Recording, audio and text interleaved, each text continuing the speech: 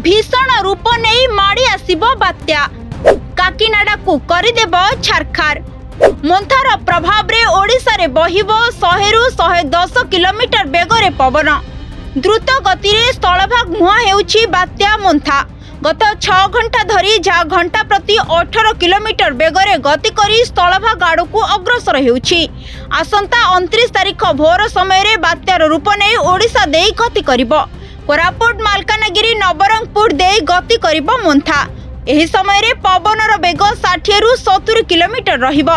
अति बेसी रे पवनर बेग 100 रु 110 किलोमीटर रहिबो बोली सूचना मिलिछि। दक्षिण ओडिशा रे एहार प्रभाव अधिक रहिबो। छत्तीसगढ़ रे पहुंचिला बेलको बात्या दुर्बल हेबो। एने भारतीय पाणीपाग विभाग पक्षरु सूचना मिलिछि। बात्या मोन्था चेन्नई ठारू 520 किलोमीटर दूर रे थिबा बेले काकीनाडा ठारू 570 किलोमीटर दूर रे रहिछि। सेहिपरि विशाखापट्टनम रु 600 किलोमीटर एवं गोपालपुर ठारू 750 किलोमीटर दूर रे रहिछि। आसंता काली एहा भीषण बात्यार रूप नै स्थलभाग छुइबो। आसंता काली संध्यारू राति मध्यरे आंध्र उपकूल को बात्या छुइबो।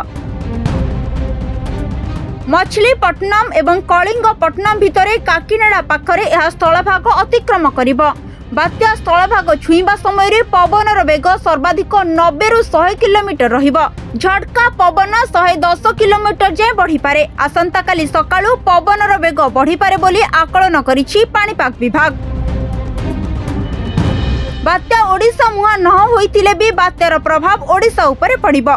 आउ किछि समय मध्यरे बात्यार प्रभाव रे भद्रक बालेश्वर केन्दुझर को चेतावनी सह मयूरभंज गंजाम पुरी जगतसिंहपुर केन्द्रापड़ा जिला को बिजुली घड़घड़ी सह 40 रु 50 किलोमीटर बेगरे पवन बहिबार संभावना रहिछि बोली पाणीपाग विभाग पक्षरु सूचना मिलिछि।